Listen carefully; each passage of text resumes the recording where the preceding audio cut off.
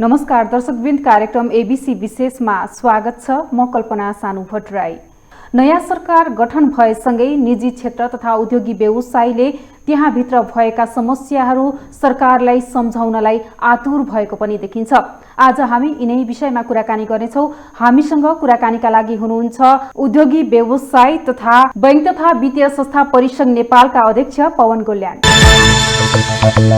अध्यक्षज्यू, कार्यक्रममा स्वागत छ। नमस्ते, धन्यवाद। हजुर, आरामै हुनुहुन्छ? एकदम ठिक। हजुर, अहिले यो जुन नयाँ सरकार गठन भएको छ, यसले चाहिँ अगाडिको सरकारले ल्याएको बजेट पनि रहेको छ, यसमा निकै नै उतार चढावका कुराहरू पनि आइरहेका छन्। यस विषयमा चाहिँ यहाँले के भन्नुहुन्छ?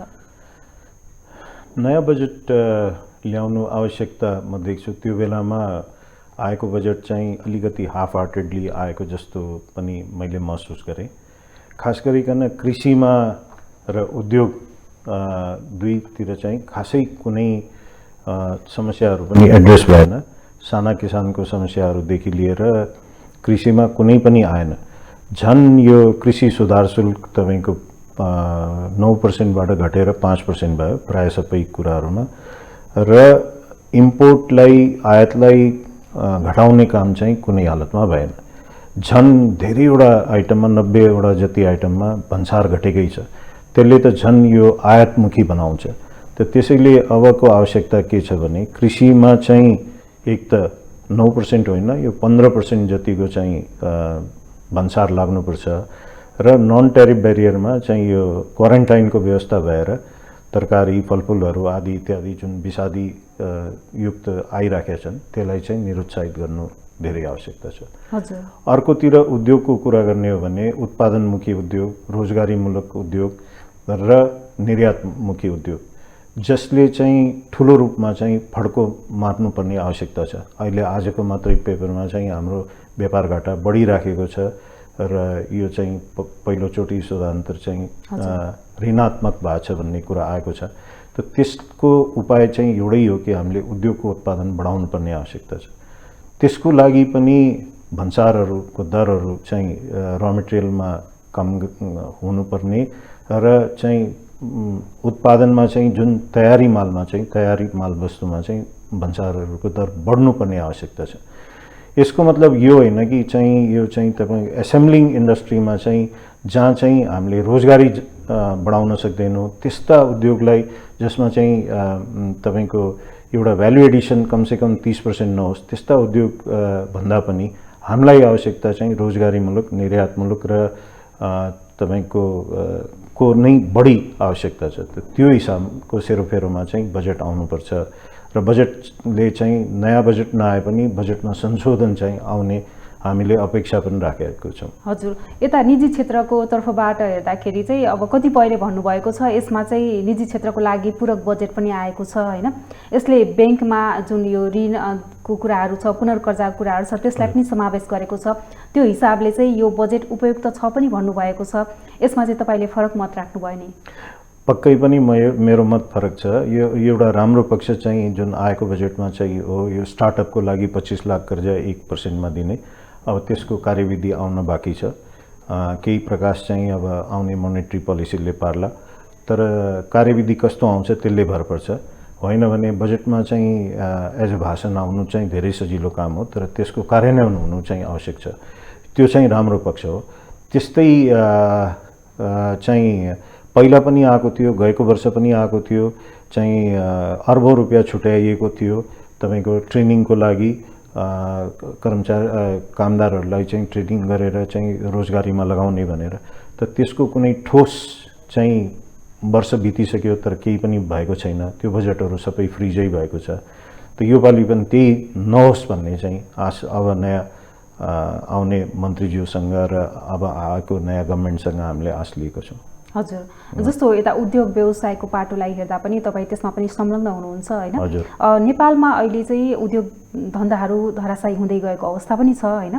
यसलाई चाहिँ अब बनेको यो गठित सरकारले चाहिँ कसरी अगाडि लैजानुपर्छ र यसमा सुधार्नुपर्ने कुराहरू के रहेका छन्? मैले सुरुमा पनि त्यही भने कि अब चाहिँ रोजगारीमूलक उद्योगहरू जन्माउनुपर्छ जहाँ चाहिँ ठुलो चाहिँ रोजगारी आउन सकोस्।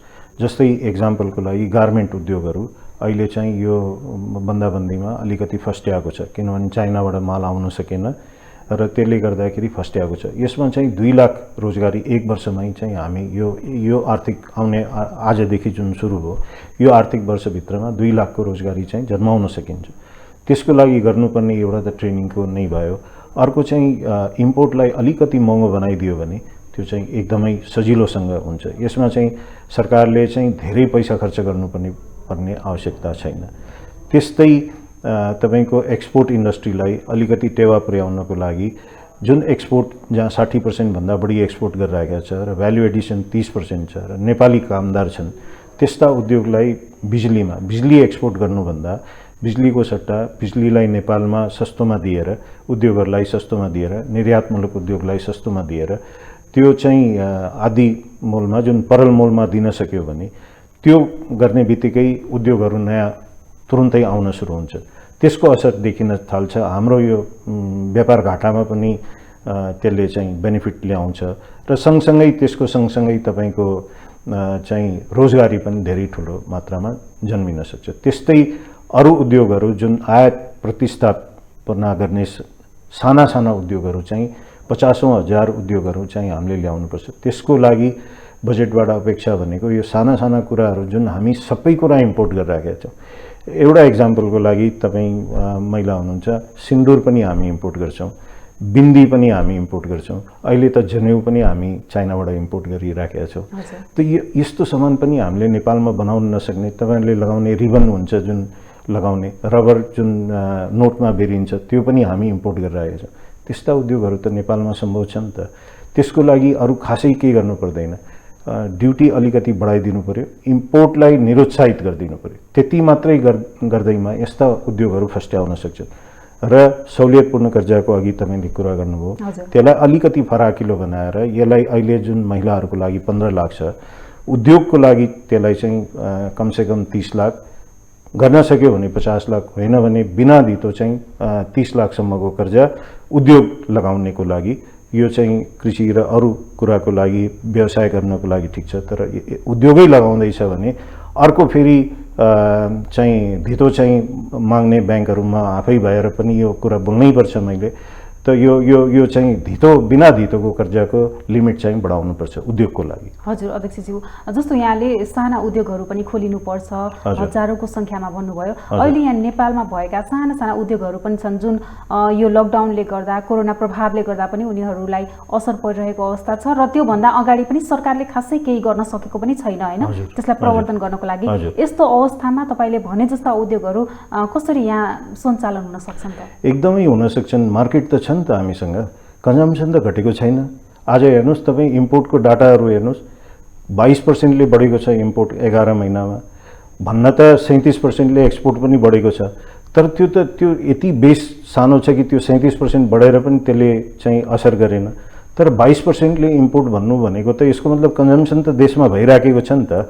यो त भन्न मिलेन कि हामीसँग, यसको मतलब त हामीसँग पैसा त छ नि त, देशमा पैसा त धेरै छ। अब त्यसलाई चाहिँ त्यो इम्पोर्ट गर्नुको सट्टा हामीले देशमा चाहिँ त्यसलाई उत्पादन गर्ने माहौल चाहिँ क्रिएट गरिदियो। त्यसको लागि अघि मैले भनेको कुरा नै हो, यो एकातिर चाहिँ सहुलियतपूर्ण कर्जा पुग्नु पर्यो, वित्तीय पहुँच हुनु पर्यो, सजिलै वित्तीय पहुँच हुनु पर्यो, बिना धितो कर्जाहरू पाउनु पर्यो। अर्कोतिर चाहिँ इम्पोर्टलाई महँगो बनाउनु पर्यो। यो दुईटा कुरा गरेपछि पुग्छ।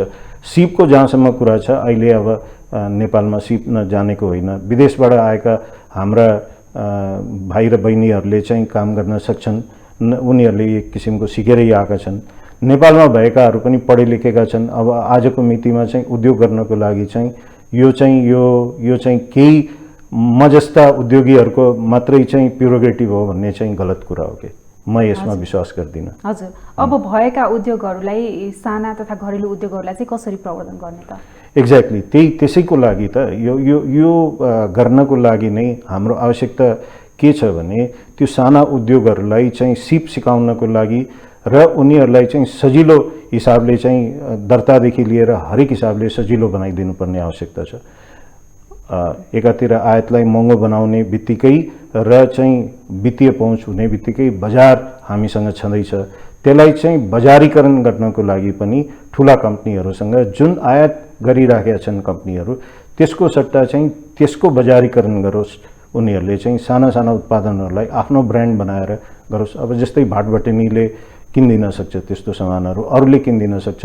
हामी नै अहिले कृषि प्रशोधन उद्योगहरूलाई प्रोत्साहन गरिराखेका छौँ। माटो ब्रान्डमा चाहिँ हामीले साना साना उद्योगीहरूलाई सिप सिकाएर उनीहरूको वित्तीय पहुँच पुर्याएर हामीले चाहिँ त्यो प्रवर्धन गरिराखेका छौँ। त्यसै अरू कर्पोरेटलेहरूले पनि त्यसरी जोडिनु पर्यो कर्पोरेटसँग। हजुर, जस्तो यहाँ चाहिँ अहिले कृषि क्षेत्रतर्फ पनि आबद्ध हुनुहुन्छ हैन, अनि अर्गानिकलाई पनि बढावा दिँदै हुनुहुन्छ। नेपालको अर्गानिकको अवस्था हैन स्वदेशी मार्केटमा चाहिँ कस्तो छ, अनि इन्टरनेसनल मार्केट पनि बुझ्नु भएको छ, यसलाई पनि बताइदिनुहोस्। हेर्नुहोस्, अर्ग्यानिकको इन्टरनेसनल मार्केट धेरै ठुलो छ, तर त्यहाँ हात हाल्ने बित्तिकै हामीलाई क्वान्टिटी नै पुग्दैन। अहिले नै नेपालमा सप्लाई गर्नको लागि पनि क्वान्टिटी पुगिरहेका छैन। हामी त के गरिरहेका छौँ भने 3 दोबर प्राइस लिएर अर्ग्यानिक बेचिरहेका छैनौँ। हामीले किसानलाई बढी मूल्य दिए पनि त्यो नोक्सान हामीले बेहोरेर हामी आफैले त्यो बेहोरिरहेका छौँ र सेम रेटमा बेचिरहेका छौँ। जुन कालीमाटी बजारबाट जुन तरकारीहरू आउँछ त्यही मूल्यमा हामी पनि बेचिरहेका छौँ। हामीले बढी मूल्य लिएको छैन। अहिले चाहिँ हामीले त्यो बानी पार्नको लागि सबैलाई एउटा एक किसिमको बानी पनि होस् र नेपाली जनताले स्वस्थ खाना चाहिँ सस्तो मूल्यमा पाओस् भन्ने हिसाबमा चाहिँ यो अगाडि बढाएको। यसबाट पैसै कमाउनुपर्छ भन्ने पनि होइन। यत्रो गोल्यान समूह छ भने एउटा काम चाहिँ पैसा नकमाउनको लागि गर्दाखेरि त्यसमा केही पनि फरक पर्दैन। त्यसैले यसलाई चाहिँ एउटा एज अ एक्जाम्पलको हिसाबमा चाहिँ हामीले सेट गर्न खोजिरहेका छौँ र यो भोलि गएर अरूले पनि यसको बनोस्, तर त्यसलाई सस्टेनेबल बनाउनुपर्छ। सस्टेनेबलको लागि एक्सपोर्टै गर्नुपर्छ। त अर्ग्यानिक, हाम्रो अर्ग्यानिक खेतीको कुरा गरौँ अलिकति, त्यसको लागि साना किसानको लागि यो सबभन्दा राम्रो कुरा हो। यसले चाहिँ उनीहरूको इनपुट कस्ट, उत्पादन लागतै घट्छ। अर्कोतिर तपाईँको चाहिँ उत्पादन पनि बढ्छ। पहिलोचोटि होइन, तर दोस्रो तेस्रो क्रपमा आउँदाखेरि उत्पादन बढ्न सुरु भइहाल्छ। त ओभरअल उनीहरूको कस्टिङ पनि कम हुन्छ, उनीहरूको जिउ पनि सुध्रिन्छ, किनभने स्वस्थ खायो र विषादी छरेन भने चर्म रोगहरू पनि हुँदैन, खानामा पनि रुचि हुन्छ। त ओभरअल चाहिँ हाम्रा साना किसानलाई जोगाउनको लागि एउटै बाटो छ, अर्ग्यानिकको बाटो नै हामीले अपनाउनुपर्छ। हजुर, हामीले अहिले यो अर्ग्यानिकको कुरा गर्नुपर्दा यो माटोमा रासायनिक पनि मिसिएको छ हैन। कृषकहरूले लामो समयदेखि रासायनिक मल पनि प्रयोग गर्दै आएको छन्। त्यस्तोमा चाहिँ अर्ग्यानिक कसरी उत्पादन हुन्छ बिना मल, बिना विषादी, यो प्रश्न पार्दिनुहोस्। यो एकदम ठिक हो, यो कुरा एकदम ठिक हो। हामीले गरेरै देखायौँ त्यो कुरा। आज 2.5 वर्ष अगाडि जब हामीले सुरु गऱ्यौँ, त्यस्तै कृषकहरूको यही जिज्ञासा आयो जुन अहिले तपाईँले सोध्नुभयो। त्यसको लागि हामीले झोलमल युज गऱ्यौँ, जुन र गडेउलाको मलहरू चाहिँ युज गऱ्यौँ, र विषादीको लागि हामीले गौमूत्र र यो अरू यो निमहरू चाहिँ युज गऱ्यौँ। हामीले यो सबै युज गरेर हामीले गरेर देखायौँ। र उत्पादन सुरुमा मैले भने नि एकचोटि उत्पादन कम हुन्छ, किनभने विषादी धेरै छरिएको हुन्छ। अब यसलाई चाहिँ प्योर अर्ग्यानिक तपाईँले इन्टरनेसनल स्ट्यान्डर्डको भन्न मिल्दैन, तर कमसेकम विषादी रहित र केमिकल फर्टिलाइजर नहालेको चाहिँ भन्न मिल्छ। त्यो 2, 3, 4 वर्ष लाग्छ त्यसलाई अर्ग्यानिकको सर्टिफिकेसन हुनको लागि। त्यो जग्गाको माथि भर पर्छ। अम्लिएको जग्गालाई तपाईँले ठिक पार्नु पर्यो, त्यसमा अलि टाइम लाग्छ। तर पहिलोचोटिदेखि नै तपाईँको उत्पादन अलिकति घट्छ, दोस्रो चोटिदेखि तपाईँको सेम आउँछ, अनि बढ्दै बढ्दै हामीले त यो पनि गरेर देखायौँ कि 1 वर्षभित्रमा तपाईँको उत्पादन डबलै भएको छ। त एकातिर यो कुरा छ। अर्कोतिर पहाडी भेगको कुरा गऱ्यो भने हाम्रो अहिले बिग्रिसकेका छैन। पहाडी भेगमा त्यति चाहिँ विषादी रासायनिक मलहरू युज भएको छैन। त्यो अब त्यहाँ पुग्न गाह्रो भएकोले गर्दा नै होला। त त्यसको एडभान्टेज हामी धेरै ठुलो रूपमा लिन सक्छौँ। फलहरूको लागि, जडीबुटीको लागि, भोलि फुलहरूको लागि, विभिन्न किसिमको फुल जसको एसेन्सियल ओइलहरू भन्छ त्यसको लागि धेरै ठुलो युज गर्न सकिन्छ। हजुर, यहाँहरूको रिसर्चमा चाहिँ स्वदेशी मार्केटमा यो अर्ग्यानिकको डिमान्ड चाहिँ कस्तो रहेको छ? हेर्नुहोस्, जब तपाईँलाई नै म सोध्छु, तपाईँ गृहिणी हुनुहुन्छ, यदि तपाईँले विषादी रहित सेम प्राइसमा पाउनुहुन्छ त किन्नुहुन्छ कि किन्नुहुन्न? अनि त स्वाभाविक कुरा हो, डिमान्डको त कमी नै छैन। हामीले चाहिँ त्यसलाई कन्भर्ट मात्रै गर्न कोसिस गरिरहेका छौँ। अब एक्लैले हामीले सकेको छैनौँ अहिलेसम्म। अहिले बिचौलियाहरू हावी छन्। बिस्तारै अहिले अब अरू कम्पनीहरू पनि आउँदैछन्। अब यो कहीँ न कहीँ यो पुरै सबैमा एक किसिमको एउटा अवेरनेस आइसकेको छ। यसले गर्दाखेरि बिस्तारै यो अलि टाइम लाग्छ, तर यो हुन्छ, पक्कै हुन्छ। हजुर, अब यो बजेट पनि आइसकेको छ र तपाईँले पनि आफ्नो धारणा राख्नुभयो। अब मौद्रिक नीति आउने तर्खरमा पनि छ। अब मौद्रिक नीतिमा चाहिँ के कस्ता विषयवस्तु समावेश गर्नुपर्छ त? मौद्रिक नीतिको कुरा पनि हामीले कहीँ न कहीँ छुवाइसकेका छौँ। यो जुन अघि मैले भने जुन सहुलियतपूर्ण कर्जाको उद्योगको लागि चाहिँ लिमिट बढ्नुपर्छ, बिना धितोको लिमिट बढ्नुपर्छ, यो चाहिँ समेटिनु सबभन्दा ठुलो आवश्यकता छ। र एक्सपोर्ट ओरिएन्टेड इन्डस्ट्री, निर्यातमुखी उद्योगहरूको लागि चाहिँ यो बढाउनु पर्ने आवश्यकता छ। लिमिटहरू अहिले 20 करोडको मात्रै छ, त्यसले पुग्दैन।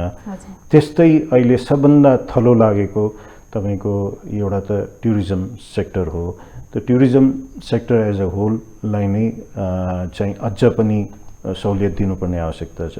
अर्को चाहिँ तपाईहरूको इन्डस्ट्री, त्यो फिल्म इन्डस्ट्रीदेखि लिएर यो तपाईँ यो मिडियालाई नै एकदमै गाह्रो भएको छ। त्यसमा खास गरिकन यो टेलिभिजन भनौँ, फिल्म लाइन भनौँ, फिल्म इन्डस्ट्री भनौँ, यो सबै एज अ होल यसलाई चाहिँ एकदमै गाह्रो परेको छ। यसमा चाहिँ यसको चाहिँ अलिकति यसलाई चाहिँ समेटेर चाहिँ पोलिसीहरू आउनुपर्छ। यो नै अहिलेको आवश्यकता हो, किनभने कोभिडको लागि सबभन्दा ठुलो अहिले चाहिँ मार परेको सेक्टरलाई नै उकास्नु पर्यो। र यो सँगसँगै एसएमई र साना उद्यमीहरू जुन छन्, जुन पक्कै पनि उनीहरूलाई बढी मार परेको छ कम्पेयर टु हामी जस्ता उद्योगीहरूलाई, त तिनीहरूलाई चाहिँ समेटिनु, जुन पहिला वर्षमा समेटिएको थियो त्यसलाई चाहिँ कन्टिन्युटी दिनुपर्छ। हजुर, यहाँ चाहिँ ब्याङ्किङ क्षेत्रतर्फ पनि बद्ध हुनुहुन्छ। त्यता यो परिसङ्घको कुरा गर्नुपर्दा चाहिँ नेपालको अर्थतन्त्रलाई हेरेर ब्याङ्कको आकार पनि घटाउने भनिरहेको छ होइन? के छ, कतिवटा ब्याङ्क राख्दा उपयुक्त हुन्छ र यहाँहरूको के छ? मेरो पर्सनल धारणाको कुरा राख्छु म, आधिकारिक रूप भन्दा पनि मेरो हिसाबमा चाहिँ क वर्गको ब्याङ्क 20 वटा जति चाहिन्छ, तर ख र ग पनि त्यतिकै आवश्यक छन्। त्यसलाई चाहिँ ख र गमा एउटा मात्रै राख्ने भन्ने कुराहरू पनि, अवधारणाहरू पनि विभिन्न ठाउँबाट आए। नियामक निकायले पनि त्यस्तो सोचिराखेको छ भन्ने कुराहरू आइयो, मिडियामा नै सुनेको कुरा हो। त त्यो चाहिँ उचित हुँदैन जस्तो मलाई लाग्छ। आज हामी त्यसलाई सिध्याउने, भोलि फेरि ल्याउनु पर्ने आवश्यकता हुन्छ। जुन हिसाबको हाम्रो भूगोल छ त्यो हिसाबले क वर्गको ब्याङ्कले सबै दिन सक्दैन। हुन त हामीसँग सहकारी छ, माइक्रो फाइनेन्स छ, तर त्यसको ब्याजहरू असाध्यै महँगो भएको हुनाले सस्तो ब्याजमा दिनको लागि क ख ग वर्गको 3वटा ब्याङ्क चाहिन्छ एकातिर। अर्को त्यसैले 20 वटा जति चाहिँ तपाईँको क वर्गको ब्याङ्क चाहिन्छ र ख र गको अहिले भएको, मेरो हिसाबमा त अहिले भएको कमै छ, त्यसलाई चाहिँ अझ घट्न दिनु हुँदैन। अर्को कुरा, अब मैले ब्याङ्क तथा वित्तीय संस्थाको तर्फबाट बोल्नु पर्दाखेरि यो बाफियामा एउटा चाहिँ 10 वर्षपछि चाहिँ सेयर चाहिँ एउटै हुनुपर्छ भन्ने कुरा छ। त्यो चाहिँ योपालि एड्रेस होस्। त्यसले चाहिँ झन् ब्याङ्क चाहिँ अहिले केही इन्भेस्टरहरूको हातमा छ, त्यो चाहिँ झन् पब्लिकमा जाओस् र पब्लिकको पनि त्यसमा चाहिँ पैसा आओस् र यो ठुलो पैसा जुन छ त्यो चाहिँ देशको चाहिँ इन्फ्रास्ट्रक्चर प्रोजेक्ट, ठुलो प्रोजेक्टमा चाहिँ लगानी गर्न सकोस्। त्यो अनलक भएपछि त्यो लगानी गर्न सकोस् भन्ने वातावरण बनाउनको लागि पनि र पब्लिकको त्यो चाहिँ बढाउनको लागि त्यो चाहिँ प्रमोटरबाट पब्लिकमा कन्भर्ट हुँदाखेरि राम्रो हुन्छ, त्यो आउनुपर्छ भन्ने। हजुर, यो यता ब्याङ्क मर्जरको पनि कुरा आइरहेको छ होइन? हजुर, जस्तो तपाईँले बुझेअनुसार चाहिँ यो ब्याङ्क मर्जर पछि चाहिँ हुने जुन किसिमका सुविधाहरू रहन्छन् होइन, भर्खरै ब्याजको पनि कुरा गर्नुभयो, यसबारे पनि बताइदिनुहोस्। ब्याङ्क मर्जर पछि चाहिँ जुन पहिला राष्ट्र ब्याङ्कले दिँदै आएको थियो एकीकृतमा चाहिँ पहिला जुन गएको वर्षहरूमा दिँदै आएको छ, त्यो त चाहिँ कन्टिन्यू हुनैपर्छ र त्यसबाहेक पनि केही न केही नयाँ ल्याउनु पर्यो, जसले चाहिँ फोर्स मर्जर भन्दा पनि स्वैच्छिक मर्जर होस् भन्नेमा नै जोर हुनु पर्यो। त्यसको लागि चाहिँ केही न केही क्यारेट भनौँ, हामी स्विटनर भनौँ, त्यो चाहिँ आउन आवश्यक छ। त्यसमा चाहिँ स्प्रेड दर हुनसक्छ, केही अरू त्यो भाइटलहरू नपुगेकोलाई चाहिँ छुट दिने कुराहरू हुनसक्छ। त्यस्ता कुराहरू चाहिँ हुनु पर्यो। अरू त बजेटमा आउनुपर्ने कुरा, अब बजेटसँग जोडेर गर्दाखेरि त्यसमा चाहिँ इन्कम ट्याक्सको छुट दिनुपर्छ। त्यो चाहिँ बजेटले अब त बजेट पनिको कुरा छ, त त्यसलाई जोडेर म भन्दैछु। त्यहाँनिर चाहिँ र अर्को बजेटमा आउनुपर्ने कुरा यसैसँग ब्याङ्क तथा वित्तीय संस्थासँग जोडिएको कुरा हामी चाहिँ सबभन्दा ट्रान्सपेरेन्ट र यो ब्याङ्क चाहिँ कुनै ट्रेडिङ काम त पक्कै पनि होइन, यो ब्याङ्किङ इन्डस्ट्री हो। यसलाई चाहिँ कर्पोरेट भन्दा पनि बढी ट्याक्स लगाउनु त अलि उचित भएन, यो त पक्कै पनि उचित होइन। यो मौलिक हकै हनन जस्तो लाग्छ मलाई। कर्पोरेट ट्याक्स 25% छ, तर चाहिँ ब्याङ्क तथा वित्तीय संस्थाहरूलाई 30% ट्याक्स लगाइएको छ। त्यसलाई कमसेकम कर्पोरेटमा ल्याउनु पर्यो, हुन त उद्योग सर ल्याउनुपर्छ, तर त्यति नगरे पनि कमसेकम सेम रेसियोमा चाहिँ ल्याउनु पर्छ। यता मर्जर पछि चाहिँ ब्याङ्क तथा वित्तीय संस्थाको जुन आकार परिवर्तन हुन्छ त्यसलाई चाहिँ व्यवस्थित गर्नको लागि चाहिँ कस्तो नीति भनेको यो त हेर्नुहोस्, यो मौद्रिक नीतिले मैले अघि भनि नै सकेँ, त्यो कुराहरू नै समेटिनुपर्छ। र अब यो एचआर इन्टिग्रेसन गर्दाखेरि यसमा चाहिँ खास गरिकन एउटा चाहिँ अहिले खाइपाइएको सुविधा घटाउन पाइँदैन भन्ने छ, त त्यो नघटाइकन तर एट द सेम टाइम दुईटा ब्याङ्क हुँदाखेरि जुन श्रम ऐनले भनेको छ त्यसलाई टेकिनुपर्छ, राष्ट्र ब्याङ्कले त्यसमा चाहिँ थप चाहिँ जोड्नु हुँदैन भन्ने नै कुरा हो। किनभने कुनै ब्याङ्कको दुईटा ब्याङ्क मर्ज हुँदाखेरि एउटा ब्याङ्कको पे स्केल एउटामा बढी हुन्छ, अर्को ब्याङ्कको अरूमा बढी हुन्छ, त यो दुईटै जोड्दाखेरि सबै सुविधा जोड्यो भने धेरै महँगो पर्न जान्छ। उसले पाइराखेको पैसाभन्दा घट्नु हुँदैन, त्यहाँसम्म ठिक छ, तर त्यो फेरि सुविधा यताको पनि जोड्ने उताको पनि जोडेपछि धेरै महँगो हुन्छ, त्यो चाहिँ हुनु हुँदैन। हजुर, त्यहाँभित्र भएका जुन कर्मचारीहरू सिइओहरूदेखि लिएर उहाँहरूका अनि कर्मचारीहरूको व्यवस्थापन चाहिँ कसरी हुन्छ होला त? हेर्नुहोस्, अरू यो व्यवस्थापन गर्ने काम त यो ब्याङ्कहरूको त्यसमा हो, अब जुन मर्जर कमिटीहरू भन्छ त्यसले गर्ने हो।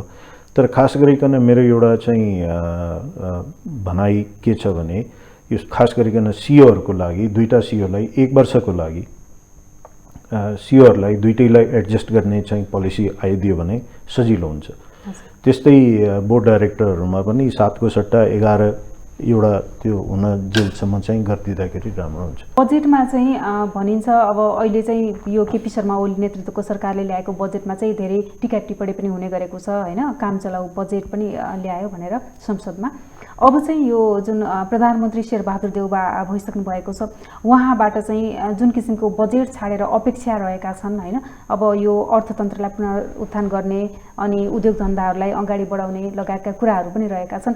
यसलाई चाहिँ उहाँले कुन कुन विषयहरूलाई बुझेर कसरी पहिचान गरेर अगाडि बढाउनुपर्छ त? यसमा हेर्नुहोस्, सबभन्दा पहिले आवश्यकता के छ भने यो आर्थिक क्रियाकलापलाई चलायमान बनाउनको लागि खोपकै सबभन्दा ठुलो आवश्यकता छ। यो कुरा मात्रै होइन, अब चाहिँ लागेर चाहिँ सरकारले सबभन्दा पहिले नै अब उहाँले पनि पहिलो डिसिजन त्यही गर्नुभएको छ, तर त्यो डिसिजन मात्रै नरहोस्, त्यो कार्यान्वयन होस्।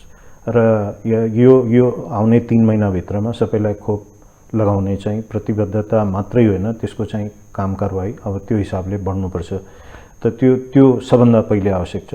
अर्को कुरा जुन यो 3rd वेभ आउने कुरा छ, त्यसमा पनि बच्चाहरूको लागि आउने जुन कुरा छ यो पनि धेरै टाढो छैन, अब 2 महिनाभित्रमा आउने कुरा छ। त्यो कहीँ डेल्टा भेरिएन्टको पनि कुरा आइसकेको छ। त्यसको लागि चाहिँ तयारी हाम्रो पुगेको थिएन पहिला, हाम्रो धेरै हाम्रो जनहानि भएको छ, त्यो चाहिँ अब नदोहोरियोस्। त्यसको लागि सबभन्दा चाहिँ सेन्सिटिभ र हस्पिटलहरू खास गरिकन गभर्मेन्ट हस्पिटलहरू चाहिँ त्यसको लागि तयार हुनुपर्छ। हुन त ब्याङ्क तथा वित्तीय संस्थाले पनि 275वटा बेड हामी यो पुरै राज्यभरि 22वटा हस्पिटलमा चाहिँ हामी त्यसमा लागेको छौँ। त्यसको 33 करोड जति आउँछ, यो ब्याङ्क तथा वित्तीय संस्थाहरू सबै मिलेर चाहिँ त्यसलाई 33 करोडको चाहिँ हामीले यो 22वटामा 275वटा बेडलाई चाहिँ सरकारी अस्पतालहरूमा चाहिँ हामीले योगदान त्यसमा गर्न गइराखेका छौँ। तर त्यो बाहेक पनि अबको आवश्यकता के छ भने त्यो कार्यान्वयन, बजेट छुट्याइन्छ तर कार्यान्वयन हुँदैन। त अब चाहिँ यो यो सेन्सिटिभ इस्युमा चाहिँ सबभन्दा पहिले कार्यान्वयन हुनु पर्यो। यो हुने बित्तिकै आर्थिक क्रियाकलाप चलायमान हुन्छ, त्यसले नै धेरै साना उद्यमी, साना व्यवसायीहरूलाई चाहिँ यसले ठुलो राहत पाउँछ। त्यो सबभन्दा आवश्यक कुरा हो। र त्यसको सँगसँगै अघि मैले जुन भने साना उद्यमी र साना चाहिँ व्यवसायीहरूको लागि चाहिँ पोलिसी चाहिँ अलग्गै आउनु पर्यो र त्यो कार्यान्वयन पनि हुनु पर्यो। कुरामा भाषणमा मात्रै, बजेट भाषणमा आएर काम लाग्दैन। अब चाहिँ कार्यान्वयन हुने पोलिसी मात्रै आउनु पर्यो र सरकारी बजेट जुन प्रोजेक्टमा आउँछ, जुन अहिले आएको छ त्यसलाई निरन्तरता त्यो हिसाबले दिनु पर्यो। जुन यो वर्षमा सम्भव छ त्यसमा मात्रै बजेट जानु पर्यो। त्यो फेरि पनि त्यो 2 वर्ष 3 वर्ष पछि आउने प्रोजेक्टको लागि अहिलेदेखि दिएको बजेट त कुनै काम लागेन। अहिले पनि हेरौँ, अहिले 20-22% पनि खर्च भएको छैन बजेट, होइन? त यो पालि चाहिँ बजेट चाहिँ खर्च होस् भन्ने नै सबभन्दा आवश्यकता छ। हजुर, अहिले यो कोभिड भएको पनि लामो समय भयो, यसले गर्दा बन्दाबन्दी पनि भयो, मुलुकमा सबै अस्तव्यस्त नै छ, होइन? उद्योगी व्यवसायी तथा सरकार हामी सबैले सिकेको पाठ चाहिँ के रहेको छ त? सबभन्दा पहिले त जिउ नै जोगाउनु पर्यो भन्ने पाठ हामीले सबैले सिक्यौँ। पहिलोचोटि हामीले त्यति सिरियसली, सुरुमा धेरै सिरियसली लियौँ, पछि बिस्तारै हामी चाहिँ सिरियसली लियौँ। तर दोस्रो वेभले चाहिँ हामीलाई देखायो कि सिरियसली नलिँदाखेरि हामीले आफ्नो आफन्तहरूलाई गुमायौँ, सबैले गुमाएको छ, होइन? त त्यो स्थितिलाई सबभन्दा पहिले यसलाई सिरियसली लिनु पर्यो। यो नै सबभन्दा ठुलो पाठ हो। र अघि मैले भनेकै कुरा, हामी सबै सजग हुनु पर्यो कि यो चाहिँ हामीलाई जब सरकारले बन्दी ल्याउँछ भन्ने हाम्रो लागि नै, हाम्रो सेफ्टीको लागि हो, यो कुरा बुझ्नु पर्यो। र उद्योगी व्यवसाय यताको लागि के हो भने उद्योग व्यवसाय चलाउन बाहेक हामीसँग विकल्प छैन, व्यवसायहरू चलाउन बाहेकको विकल्प छैन, त्यो पनि सँगसँगै बुझ्नु पर्यो। हाम्रो जबसम्म चल्दैन, हाम्रो यो आयात बढ्दै जान्छ, यसरी हाम्रो उद्योगहरू नचल्ने तर आयात भइरहने, आयातलाई त रोकेको थिएन। हामी खाना त खाइराखेका छौँ, हामीले हरेक कुरा किनिराखेका छौँ, हरेक कुराको सेल बढेको छ। तपाईँ मोबाइलदेखि हेर्नुहोस्, मोबाइल हेर्नुहोस्, टिभी हेर्नुहोस्, ल्यापटप हेर्नुहोस्, मोटरसाइकल हेर्नुहोस्, स्कुटर हेर्नुहोस्, गाडीहरू हेर्नुहोस्, सबैको सेल बढेको छ। त भनेपछि त हामी त कन्ज्युम त गरिरहेका छौँ तर उत्पादन गरेनौँ भने कसरी हुन्छ? त यसको बिचमा चाहिँ यो चाहिँ कलकारखानाहरू चल्नै पर्छ। हाम्रो उद्योगहरू, हाम्रो कृषिको खेतहरू चाहिँ बाँझो हुनु भएन। अहिले लकडाउनमा चाहिँ खेतसम्म किसानहरू पुग्न सकेन, त्यसको ढुवानी राम्रो भएन, यस्तो चाहिँ हुनु हुँदैन। यो लेसन चाहिँ हामीले सबैले लिनुपर्छ। हस्, यहाँले समय दिनुभयो र आफ्ना केही कुराहरू पनि राख्नुभयो, त्यसको लागि धन्यवाद। धेरै धन्यवाद।